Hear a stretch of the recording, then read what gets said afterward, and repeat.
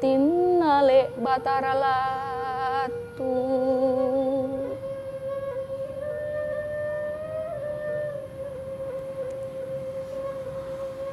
Riang ngurusen naweo puseng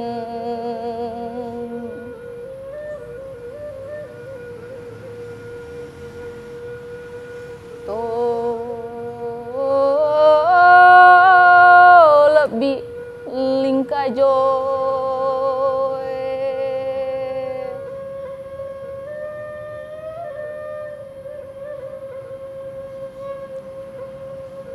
apanyum pari samudra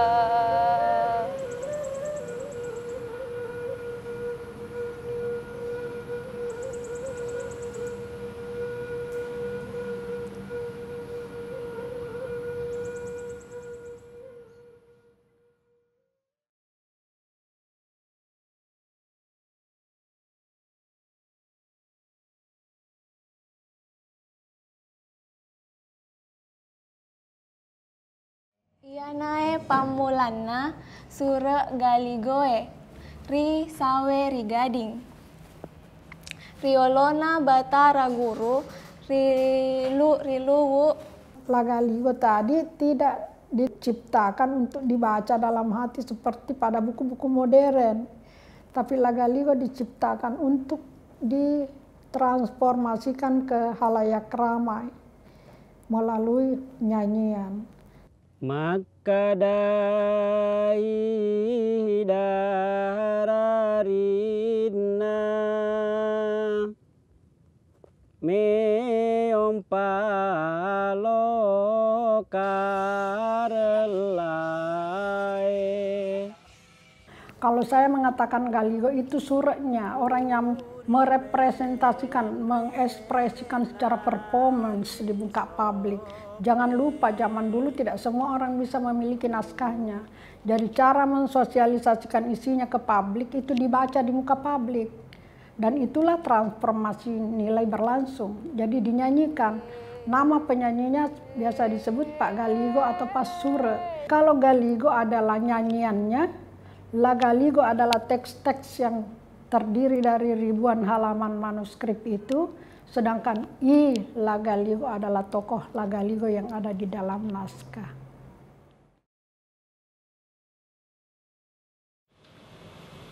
Lagaligo tetap mempunyai peranan dalam sejarah. Disebut sebagai karya sastra karena memenuhi kriteria sebagai karya sastra yang disebut dengan puisi.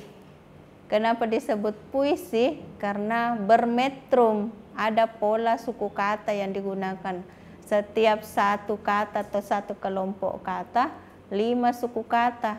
Dan itu terus menerus sampai 6.000 halaman, 300.000 bait. Jadi ciri puisi harus karya terikat.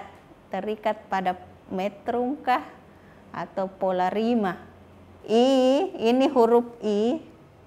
Aksara lontara na, pa, berarti sudah 3 toh. Pu, nga, berarti 5. Ma, wa, ji, mu, wa, 5 juga kan.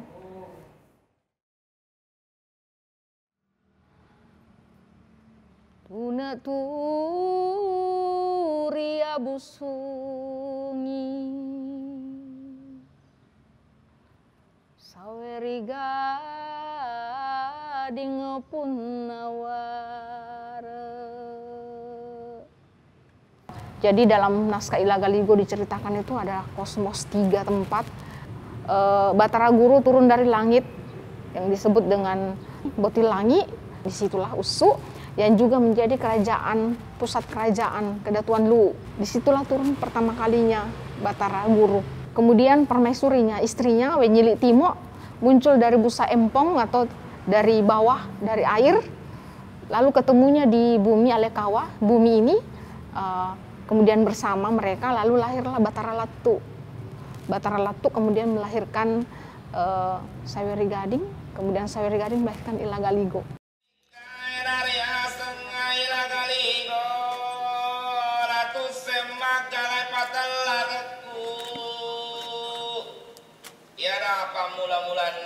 Lagaligo, tunak wijana sawiri gading Lagaligo. Kalau ada yang bertanya kenapa panjang banget ya, karena memang setiap tokoh diceritakan secara tersendiri. Jadi itu yang disebut dengan oleh orang Bugis sebagai tereng ini sebetulnya adalah subcerita dari konstruksi Lagaligo secara besar. Jadi tereng ini semacam episode, selalu kronologis ceritanya. Misalnya saya melahirkan Saweri Gading mulai lahir, kembar, lalu kemudian jatuh cinta pertama, jatuh cinta kedua, lalu kemudian berlayar ke 7 negeri, lalu kemudian berperang di laut. Jadi settingnya memang kebanyakan laut. Memang tidak akan pernah ketemu penciptanya. Sebab itulah ciri karya sastra lama, selalu anonim, migratori, ada di mana-mana, tapi tidak ditahu penciptanya. Karya lama itu selalu atas nama komunal masyarakatnya. Jadi tidak pernah mencantumkan atas nama individu.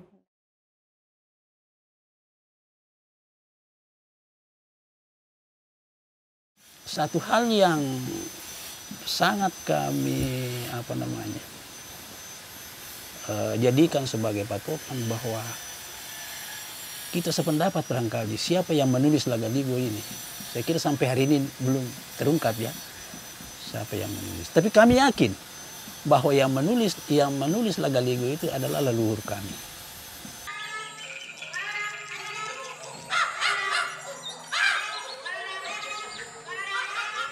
Ada episodenya Lagaligo itu Tagilin seperti artinya murka Patotoe kalau dalam cerita Lagaligo akhirnya dunia dikosongkan kembali. Dikosongkan kembali. Tagilin Sinapati istilahnya di dalam itu muncullah Tolotang Persadi.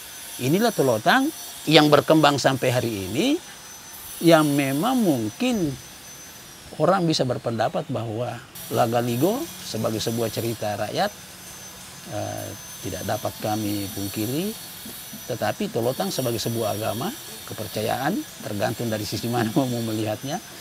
Tapi kalau saya agama. Salah satunya indikator yang bisa digunakan untuk memahami Lagaligo adalah karena dia menggunakan bahasa Bugis. Meskipun sebagian kosakatanya sudah mati. Yang kedua menggunakan huruf lontara atau huruf Bugis. Jadi kita bisa berkesimpulan bahwa dia berasal dari tradisi Bugis. Kalau saya ditanya Bugis yang mana, kita tidak bisa mengklaim. Karena hampir di seluruh tradisi Bugis dia hidup dan berkembang di Segeri, di Barubone, Sopeng, dan seterusnya. Dia adalah karya publik orang Bugis, warisan intelektual orang Bugis.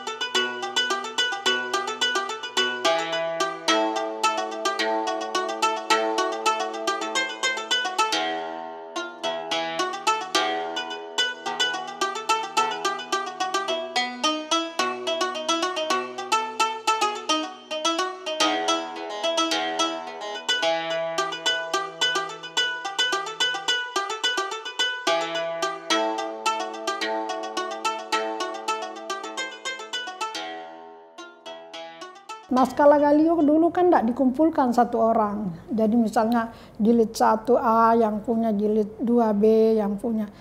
Nggak ada yang mau menyerahkan ke Mates. Jadi satu-satunya cara Mates meminta tolong kepada putri Colik Fujie ini untuk menyalingkan. Tugasnya Colik Fujie adalah meminjam dan menyalin lalu menyusun kronologi ceritanya. Kan tadinya tersebar.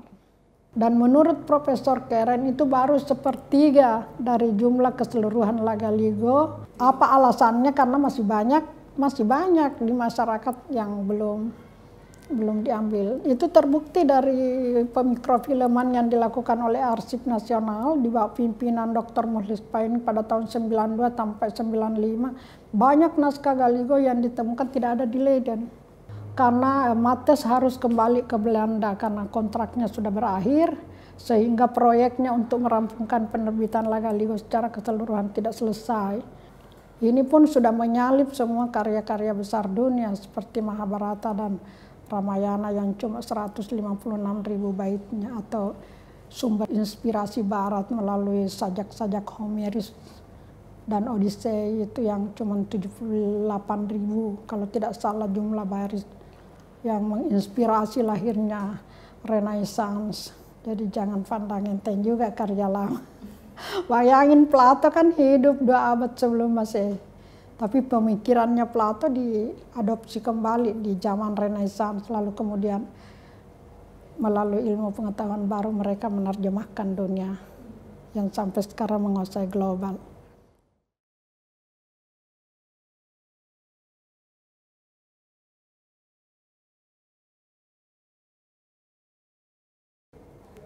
Sebelum kita masuk ke tesnya La Galigo, Colli Fugie membuat summary-nya. Colli Fugie juga menciptakan huruf. Dia menciptakan ini sebagai surat rahasia. Kalau dia habis membuat surat ini terjadi pemberontakan. Itu makanya dia ditangkap dan dijadikan tahanan politik di Makassar selama 10 tahun. Hidupnya juga sedih. Colli Fugie itu dicap sebagai wanita pembuat onar begitu. Mungkin ada ketidaksenangan kepada pemerintah Hindia Belanda pada masa itu. Dan mereka yang diasingkan itu kan tahanan politik pada masa itu. Dan tidak diperkenankan kembali ke Tanete sampai pada usia tuanya. Akhirnya meninggal di Lamuru yang sekarang masuk dalam wilayah Kabupaten Bone. Jadi kalau ditanya Colli Fugie sebagai intelektual, dia sangat global, dan Matthes dalam berbagai suratnya mengatakan bahwa wanita ini sangat cerdas, pintar karena menguasai beberapa bahasa asing. Dia juga pengarang, jadi di samping dia penyalin, dia juga mengarang beberapa karya. Bahkan Latoa itu dia bahasakan ulang, sehingga saya anggap bahwa Latoa itu kredo politiknya. Jadi sebagai politik dia sangat anti Belanda, tapi sebagai ilmuwan dia sangat kooperatif. Makanya ketika diajukan sebagai pahlawan nasional, orang di Jakarta bilang nggak bisa karena dia kerjasama dengan Belanda.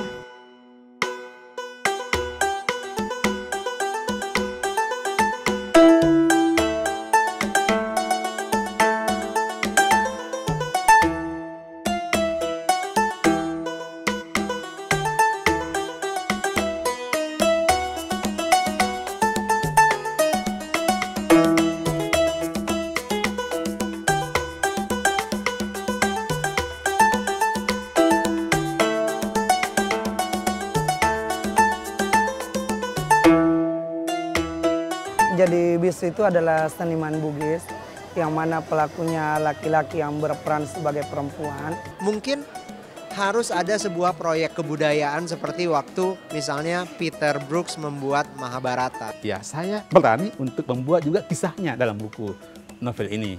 Di-influence dari musik Nusantara. Jeniusnya itu apa ya? Kirain tuh bahasanya adalah sedikit banyak yang aku ngerti gitu, mirip sama bahasa Indonesia, ternyata jauh banget gitu. Jadi emang kita kaya banget sama bahasa juga. Memang saya pikir mungkin itu menjadi salah satu sebab mistiknya La Galigo, karena memang itu selalu dari dulu sesuatu yang mistik, karena tidak banyak orang yang tahu. Kita sudah memiliki beberapa dokumen yang dianggap dan diakui sebagai Memory of the World.